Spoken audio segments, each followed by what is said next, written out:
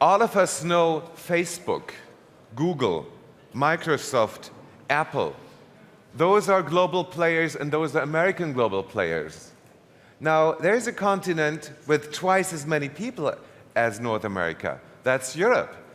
We are 500 million people, but in 28 countries with 24 languages, so maybe that is a puzzle that is frightening some people. There is a European ICT industry, but it is only 20% of the world market, which is why today we talk about what it takes for European information and communication technology industries to grow from their countries into their continent and how to conquer the world. We have a few European champions. Ericsson is a Swedish global player in mobile networks. We don't have the phones anymore, but they have all the technology that makes our phones work. Arvato is a German hidden champion in network integration. For search engine, we all know. For a social network, we all know. And for an airline, we all know. Every one of you gets in touch with Arvato 8 times a day without knowing it. So today you meet the guy. MediaTest Digital is a German startup that needed only 1 million to make a security app for you or your company that protects your smartphones from downloading malicious apps that would, for instance, spy, and you don't want that. The European Commission's Director General for Enterprise and Industry is developing a policy on digital entrepreneurship and the digital transformation of industry and enterprises. So, we invited them to find out together how more European ICT companies could become global players. Please welcome Ericsson's President of Western and Central Europe, Valter D'Avino. Please welcome Arvato CEO with 60,000 employees who you meet 8 times a day without really knowing, Achim Berg. Please welcome the European Commission's coordinator of the digital entrepreneurship strategy, Dana Eleftheriadou. And the co-founder and managing partner of MediaTest Digital, Kai Haller.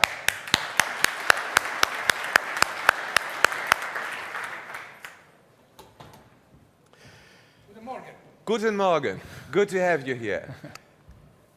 What is the potential for Europe, Mr. D'Avino? Yeah, that's a very interesting question. I mean, I can talk a couple of hours if you want about that, but let's try to get straight to the point. We go more into detail. Let's have an opinion by Achim Berg. Where is the potential for Europe?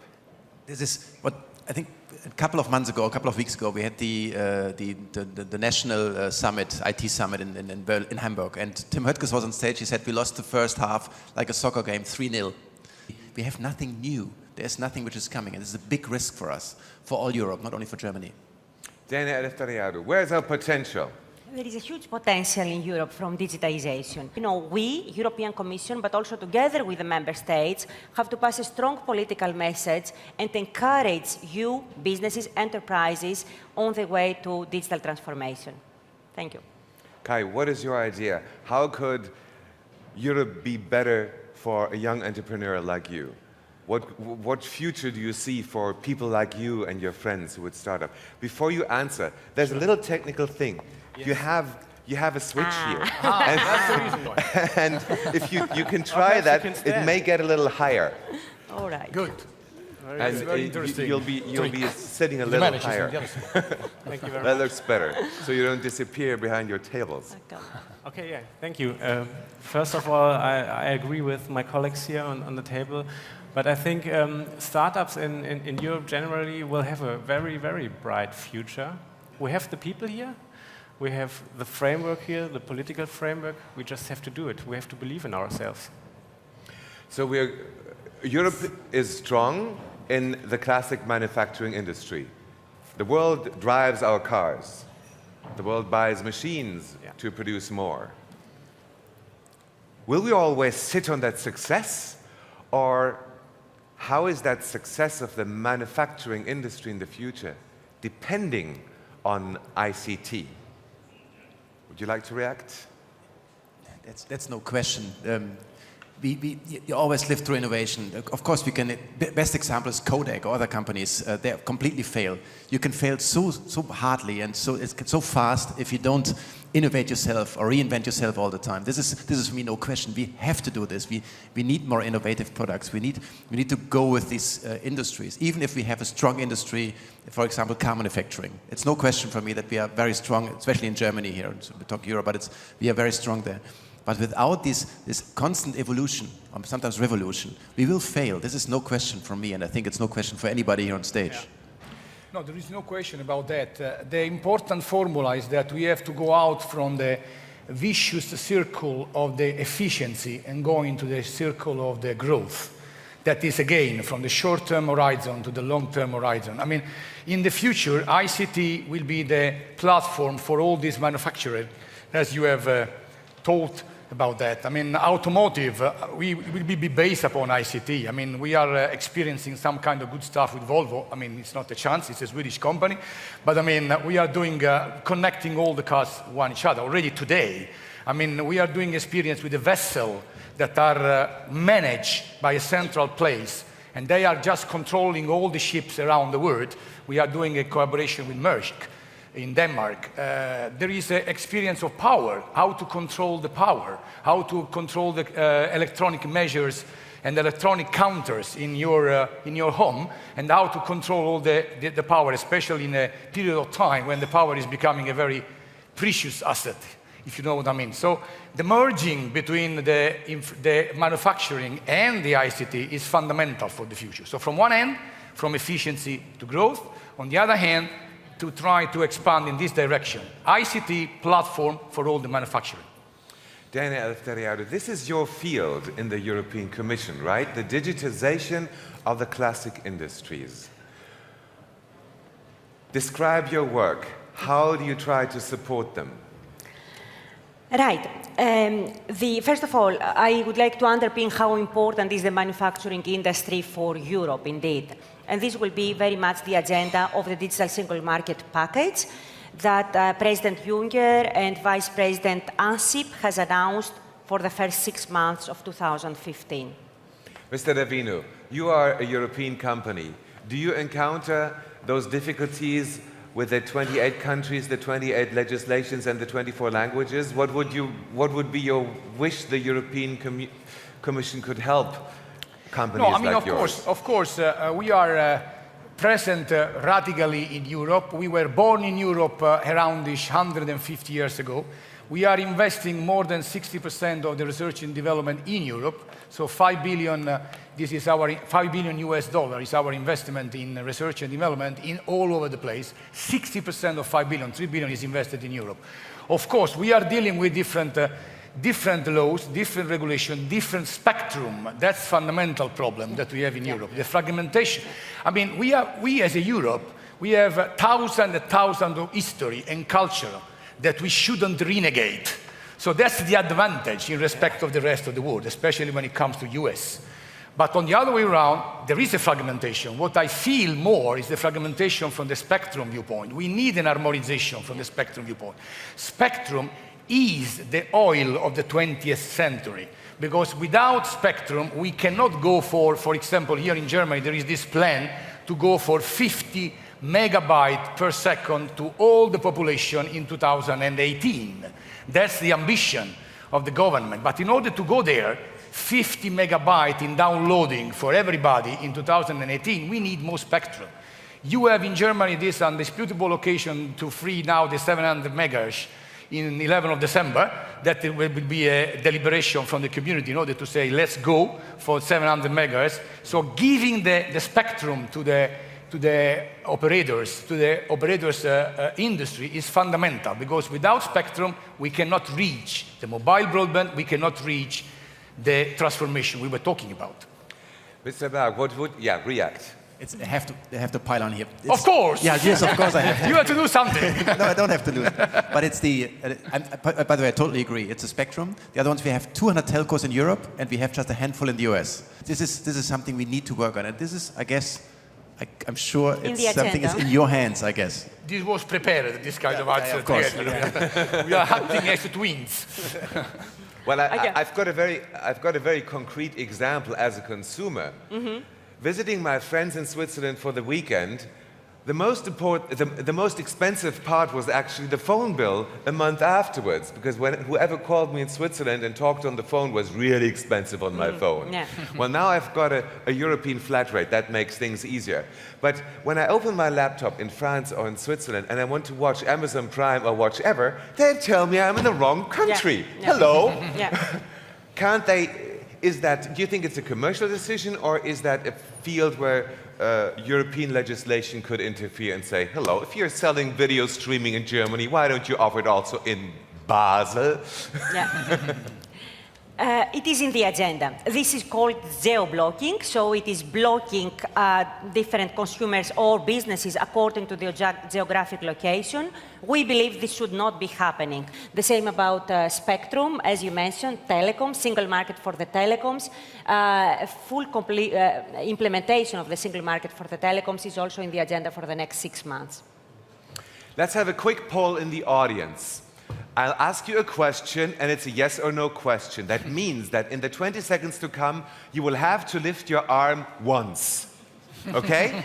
So you'll have to lift your arm anyway, which means that you might just as well lift it the moment when you think, this is me. Now the question is your business hampered or obstructed by the borders within Europe? Say yes, or if you say, no, I'm happy, I can sell whatever I want, wherever I want, and borders don't bother me, you say no. Who says, yes, there's obstruction? Should we vote as well? Who says, no, I'm fine, I'm getting across borders anyway? I'm listening. Well, some do. How do you do this? Where's the microphone? Let me ask you one question. She has a microphone. That's the best stuff to be minority. You're happy with the borders in Europe and they are not in your way? Not I'm happy, but I'm satisfied. Happy is more, but you see, this is working. I'm from Cologne, we from Cologne, we learned, supported by BITKOM, you had to find the solution.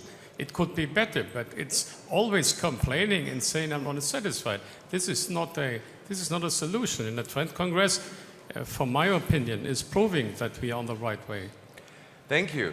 Now, who raised his arm and said, yes, borders are in my way? Were borders in your way? Well, we have problems to sell our software in different countries because of different regulations, and it should be cleared in a very easy way, I think. Thank you.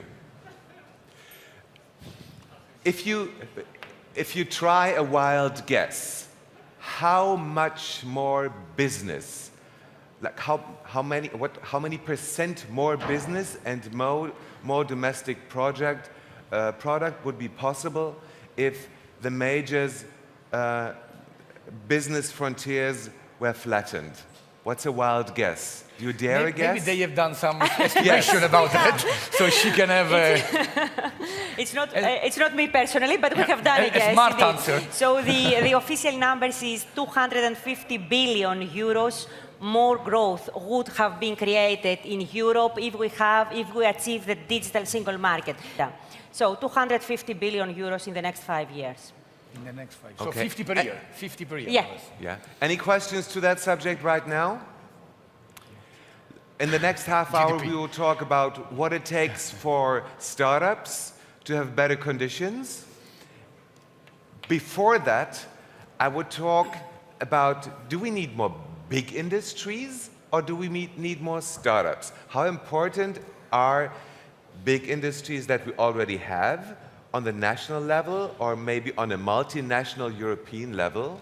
And is it important to foster those established ICT industries? What do you think? But if you would like to really have the vision of 2020 at the network society.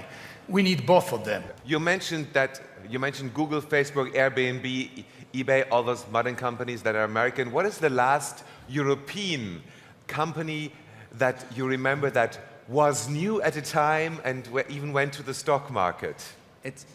I'm not sure if it went to the stock market. I think SAP was the last one in the DAX. I mentioned it before. But the last startup in Germany I'm aware of, I think, is Skype. And I guess this was an accident. I think it was, wasn't it Luxembourg? Yeah, maybe, yes. Yeah? Maybe you're right. Was only Luxembourg? Yep. Yeah, but maybe they were Germans.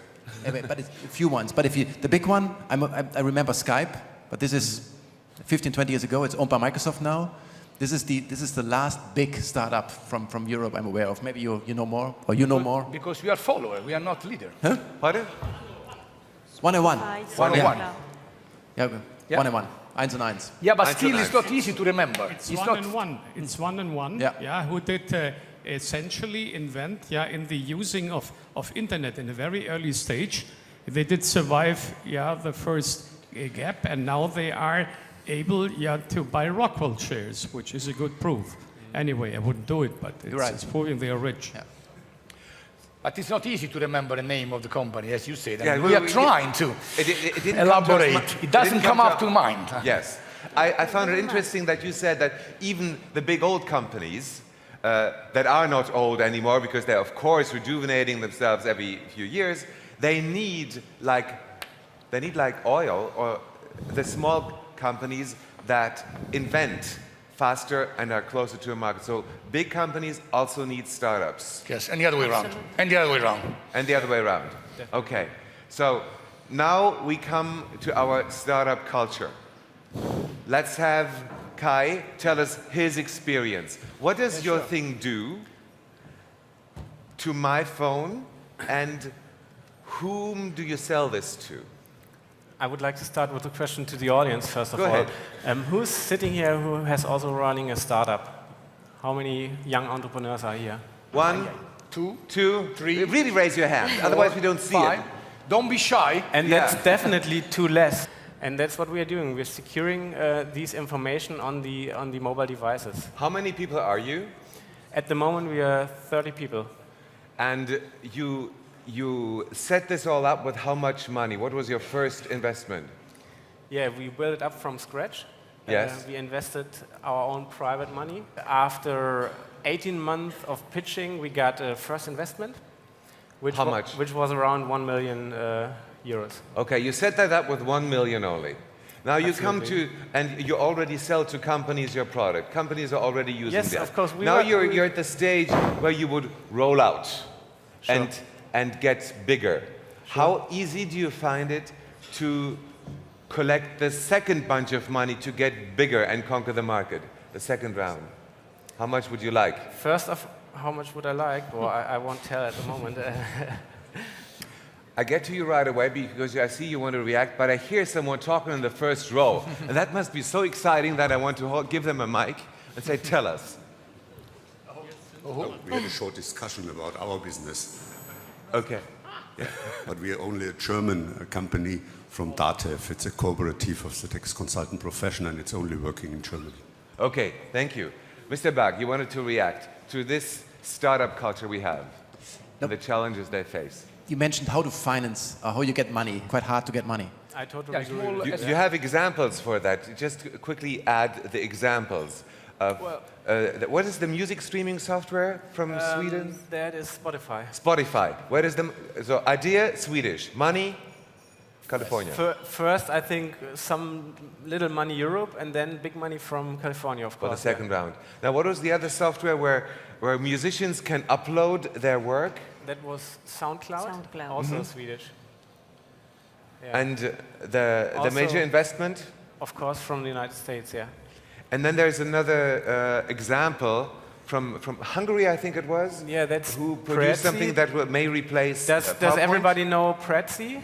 That's a presentation software. You know it. Of course. They just raised. I thought everybody would know that. Yeah, they just raised last week 56 million US dollars, of course, from 2 big American investors. And they just spent this 56 million dollars just on brand building and marketing. I don't know if you agree with me, but the big money is there. Go ahead. I would have to. Sorry, but we need to ask ourselves why it's the case. Yeah, why the Europeans? Because there's a lot of money in Europe. It's not we're running out of money. It must have a different reason. Either we don't believe in it, or we don't see the success of the European startups. Maybe that's the reason. Or there must be another reason. Let's get to education right away and to entrepreneurial education. But before, let's spend 30 seconds on the idea of risk. If you go bankrupt, you are a failure, and your neighbors won't even invite you to a barbecue anymore, and your and your friends will say to their daughters, "Don't marry that guy because he's the son of that failure." Who of you thinks that this is a current opinion in Europe?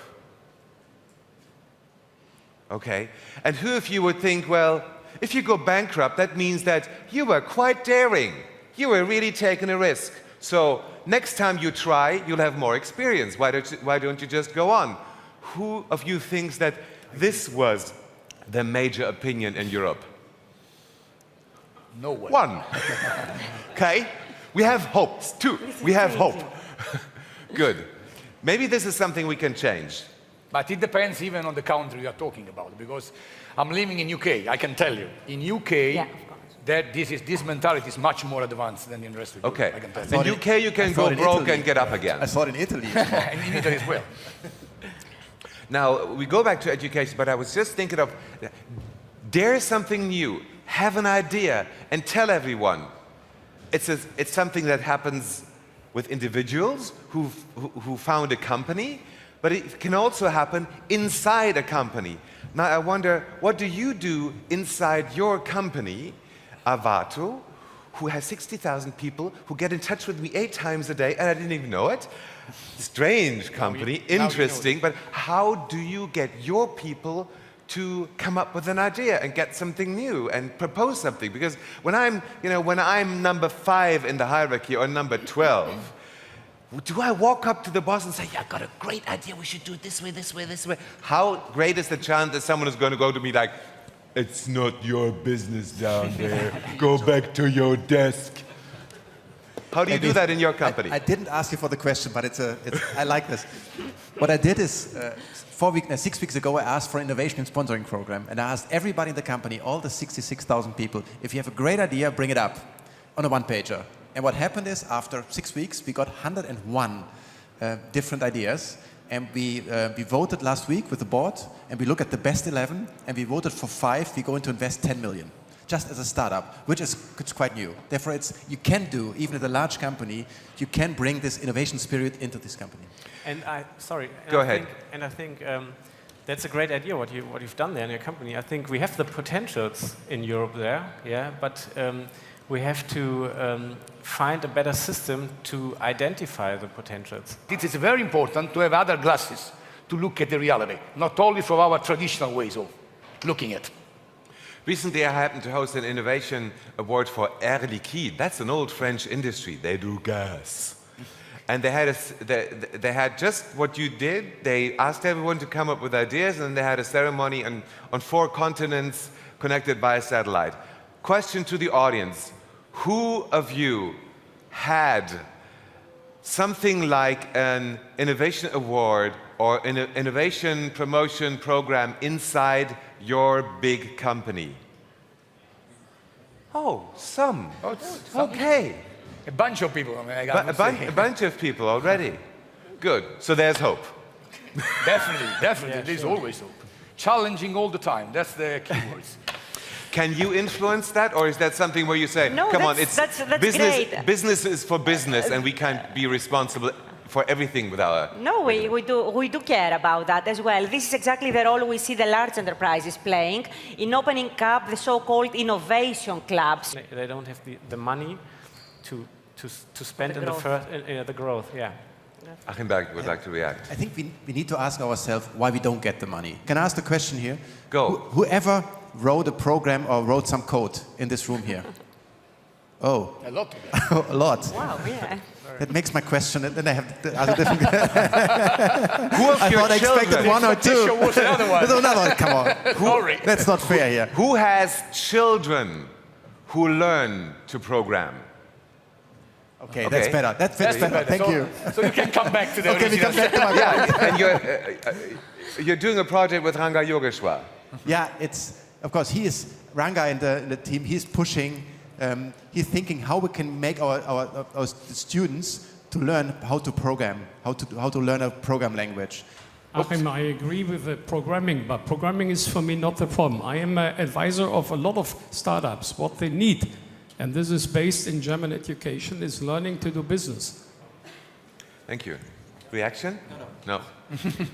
Okay, quick poll. Who has children? That's easy one. Yeah. Well, that was just a training for the arm. Who admits, if you ask your children what they want to be, who would say, odds are they say, I want to be a model? You don't dare to say that. You don't want to admit it. Who of your kids would say, I want to be a movie star? What? Who of your kids would say, I want to be a businessman and do my own business? Well, those are the parents. Okay. Should business, in German Geschäft, become a subject matter at school like biology or physics? Yeah. But in international school, it is a subject matter. Yeah. Yeah. So where is the truth? Where's the truth? Where is the truth? Okay, now I've learned in this hour that